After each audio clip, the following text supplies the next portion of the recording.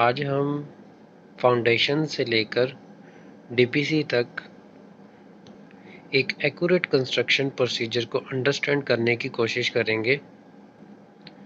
उसमें सबसे पहले ये प्लॉट की जो डिगिंग है वो ये लेवल्स हैं। 3.5 फीट तक ऑलमोस्ट आपके प्लॉट की हर दीवार जो है वो उसकी इतनी चौड़ी डिगिंग होनी चाहिए, 3 से 3.5 फीट तक।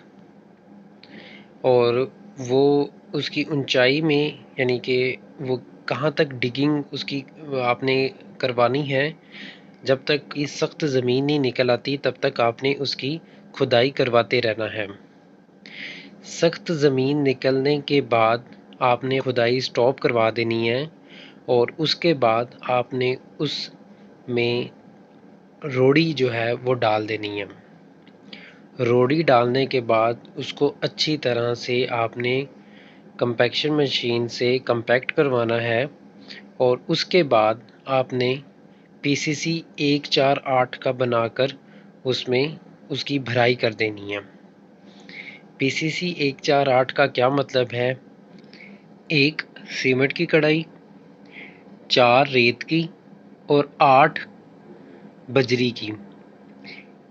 पीसीसी में असल में 1.5 इंची का जो बजरी का मोटा साइज़ का स्टोन होता है वो डलता है।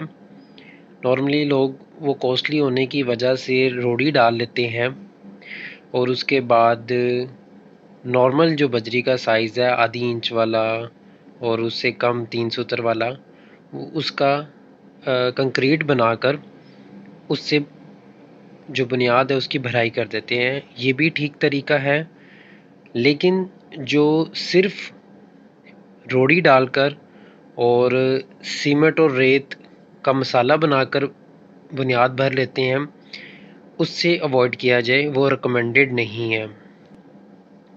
पीसीसी को आपने 4 इंच तक भरना है, जैसा कि इस डायग्राम में मेंशन है।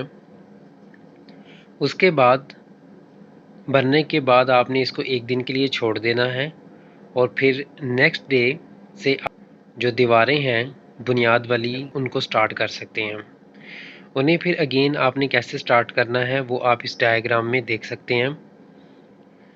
जो आपकी दीवारों का पहला रद्दा है वो 2 फुट 9 इंच तक चौड़ा होगा और वो 9 इंच तक ऊंचा होगा। उसकी ऊंचाई 9 इंच तक होगी और 2 फुट 9 इंच का वो चौड़ा होगा।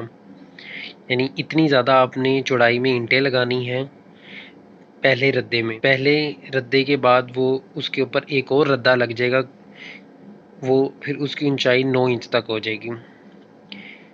इट्स मीन के उसके ऊपर टोटल जो रद्दे लगेंगे वो 9 इंच तक 2 रद्दे लगेंगे। यानी आपने जो पहले 2 रद्दे लगवाने हैं वो 9 इंच तक उनकी ऊंचाई बनेगी दोनों की, और वो जो उसकी चौड़ाई बनेगी 2 फीट 9 इंच की उसकी चौड़ाई बनेगी। उन तमाम दीवारों के जो पहले 9 इंच हैं उनकी ये डिटेल आपको मैं बता रहा हूँ। उसके बाद जो नेक्स्ट रद्दा है वो एक एक जो रद्दा है वो कम होता जाएगा, जैसा कि आप डायग्राम में देख रहे हैं। 2 फुट 3 इंच का चौड़ा रह जाएगा, फिर उसके ऊपर 1 फुट 10 इंच का अप्रॉक्सीमेटली चौड़ा रह जाएगा, फिर 1.5 फीट तक रह जाएगा, फिर 1 फीट तक ऑलमोस्ट रह जाएगा और उसके बाद फिर वो 9 इंच की थ्रू आउट डीपीसी तक वो 9 इंच की दीवार चलेगी आपकी। इस तरह से आपने अपने प्लॉट की सारी जो फाउंडेशन से लेके पीसीसी से लेके इन तमाम प्रोसीजर को फॉलो कर कर 1 फीट के बाद वाली सारी 9 इंच की चलानी है, जैसा कि आप इन डायग्राम्स में भी देख सकते हैं। ये आपके प्लॉट की मेन वॉल्स हैं जो कि इसमें दिखाई गई हैं। ये प्लॉट की सेंटर वाली दीवारें हैं और ये साइड वाली दीवारें हैं। ये भी अगेन सेंटर वाली है।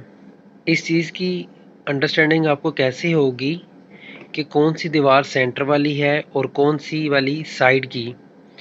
तो डायग्राम में जो आपको दोनों तरफ से यूं स्टेप्स बनते हुए नज़र आ रही हैं दीवारें, वो सेंटर वाली हैं और जिनके इस तरफ से बिल्कुल सीधी दीवार जा रही है वो साइड वाली हैं। उसकी रीज़न ये है कि इस तरफ कोई प्लॉट होगा जिसको हम सेम इस साइज़ में इस तरफ से खुदाई उसकी नहीं कर सकते, क्योंकि वो साथ वाले प्लॉट का एरिया शुरू हो जाता है। इस वजह से वहाँ से आपने इसको सीधा अपनी अपनी जो मेजरमेंट है उसमें रहते हुए आपने इस साइड से उसको बिल्कुल सीधा रखना है। इसी तरह ये लेफ़्ट साइड की दीवार होगी और ये उस तरफ भी दूसरा प्लॉट होगा, इस वजह से ये भी बिल्कुल स्ट्रेट है। जबकि जो आपके प्लॉट के अंदर वाली दीवारें हैं उनको आप इस तरीके से उनका सेंटर निकालेंगे। अब कुछ लोग ये वाले जो सारे रद्दे हैं और उसके बाद जो 9 इंच की दीवारें डीपीसी तक करवाते हैं, वो हल्के से मसाले के साथ तकरीबन 8 एक के मसाले के साथ करवा लेते हैं, जो कि इंतहाई गलत बात है। ये कम से कम 5 एक के मसाले से ये सारी बुनियाद की दीवारें होना चाहिए। इस पूरी फाउंडेशंस पे आपके पूरे घर का लोड जो है वो आ रहा होता है। फिर इसी तरह कुछ लोग फाउंडेशंस के अंदर 2 मिनट लगवा लेते हैं। 2 मिनट फाउंडेशंस के लिए बिल्कुल भी रिकमेंडेड नहीं, और लोग उसकी जस्टिफिकेशन यूँ कह के दे देते हैं कि इन्होंने तो इस इंटों ने तो नीचे ही आ जाना है और साइडों पे घर बन जाने हैं। असल में ऐसी जस्टिफिकेशन और 2 मिनटें जो बने बनाए घर होते हैं उनमें लोग इस्तेमाल करते हैं, और वही लोग इसकी जस्टिफिकेशन इस तरह की देते हैं। आप बुनियादों में अगर अव्वल ईंट की बजाय कोई और ईंट इस्तेमाल करना चाहते हैं जो कि बेस्ट भी है, तो वो खिंगर ईंट है। खिंगर ईंट अव्वल ईंट की निस्बत पकाई में भी ज़्यादा होती है और वो पानी को चूसती भी कम है। इस तरह से दीवार में सेम आने की जो टाइम पीरियड है वो भी आपका काफ़ी लॉन्ग हो जाता है, और इसके साथ साथ दीवार की मजबूती यानी वो ईंट गलती भी लेट है, उसका टाइम पीरियड उसकी लाइफ उतनी ज़्यादा होती है। सो अगर आप अव्वल की बजाय कोई और ईंट इस्तेमाल करना चाहते हैं तो खिंगर ईंट का इस्तेमाल करें डीपीसी तक, और उससे ऑनवर्ड अव्वल ईंट इस्तेमाल करें। जैसा कि हम जो प्रोजेक्ट कवर कर रहे हैं उसमें हमने आपको दिखाया भी है। और मसाले की रेशो आपने 5 एक से नीचे नहीं जाना, 5 एक की रेशो रखनी है। इसका फ़ायदा ये भी होगा कि जब आप इसमें घसू डालते हैं, जब आपका डीपीसी तक प्लॉट तैयार हो जाता है तो उसमें अगला स्टेप जो आपने घसू डालने का होता है, तो घसू का 4 या 5 ट्रॉलियाँ या 6 ट्रॉलियाँ जितनी भी आपकी वो डेप्थ है, वो 5 से 6 ट्रॉलियों का जो घसू का वज़न है वो उसमें जाना है। और उसके बाद वो अगर तेज़ मसाले से यानी जितना रिक्वायर्ड मसाला है उस रेशो से वो दीवारें नहीं बनी हुई तो घसू के वज़न से वो फट जाएगा। वो प्लाट जो है आपका डीपीसी तक जो तैयार हुआ है वो फटने का अंदेशा होता है। इस चीज़ का आपने ख़ास ख्याल रखना है। नॉर्मली मिस्त्री लोग जो डीपीसी तक प्लॉट को तैयार करना होता है वो जल्दी की वजह से जल्दी बनाने के लिए ईंटें बस रखते जाते हैं और नीचे हल्का सा रेत और हल्का सा मसाला जो जिसमें रेशो कम होती है वो लगाकर जल्दी से ईंटें ऊपर रख कर रद्दे लगाकर 9 इंच की दीवारें खड़ी करके और डीपीसी तक पहुंच जाते हैं और ऊपर डैम्प डाल देते हैं। इस चीज़ को आपने ख़ास ख्याल रखना है अपने घर को बनाते हुए। फिर अगला स्टेप आ जाता है डीपीसी का। ये आप देख रहे हैं घर की कुछ दीवारों में डबल डीपीसी डली हुई है, कुछ में सिंगल। तो ये क्या माजरा है? सबसे पहली बात तो डीपीसी को अंडरस्टैंड करें कि डीपीसी किस पर्पज़ के लिए डाली जाती है। डीपीसी मॉइस्चर को कंट्रोल करने के लिए डाली जाती है, यानी ज़मीन के अंदर से जो नमी आ रही है वो डैम्प पर आकर रुक जाए, उससे ऊपर जो घर की दीवारें हैं उस तरफ ना जाए। तो ये एक टेक्निक है, किसी हद तक यानी एक ख़ास टाइम पीरियड तक ये अवॉइड करती है, लेकिन उसके बाद जो नमी है वो अपना रास्ता किसी न किसी तरीके से बना लेती है। तो इसको डालकर हम ये तो कह सकते हैं कि हम कुछ अरसे तक जो दीवारों में सैलाब है उससे बच सकते हैं, लेकिन फुल्ली तौर पर हम बच जाएंगे ये नहीं कह सकते। यानी आपने जितनी प्रॉपर और एक्यूरेट तरीके से डीपीसी डाली होगी उतने साल आप वो जो है सेम से बच जाएंगे। सबसे पहले तो आपने एक दफ़ा पूरे प्लॉट पर जो आपका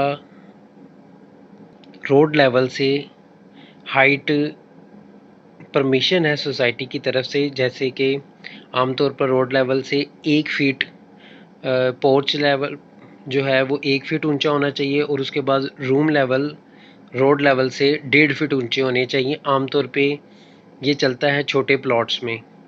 तो इसी को कंसीडर करते हुए मैं आपको बताता हूँ, जो रोड लेवल से 1 फीट वाला स्टेप है वहाँ पर आपने एक दफ़ा पूरे प्लॉट पर जो डैम्प है वो डाल देना है।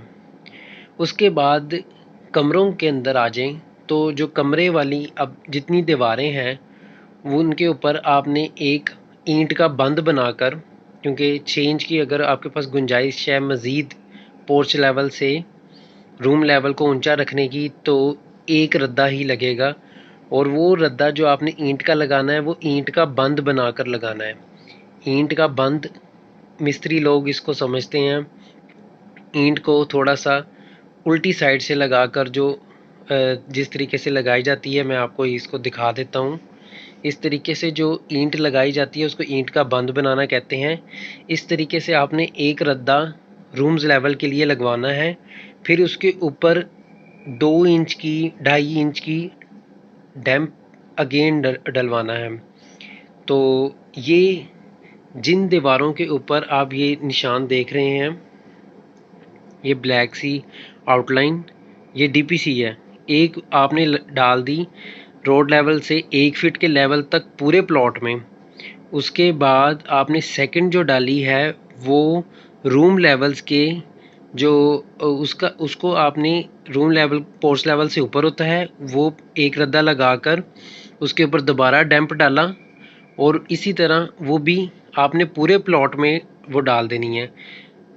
लेकिन वो जो सेकंड डीपीसी है वो आपके गराज में और घर की जो फ्रंट पे 3 फीट की गली होती है उसमें वो नहीं डलेगी, क्योंकि उसका जो फ्लोर लेवल है वो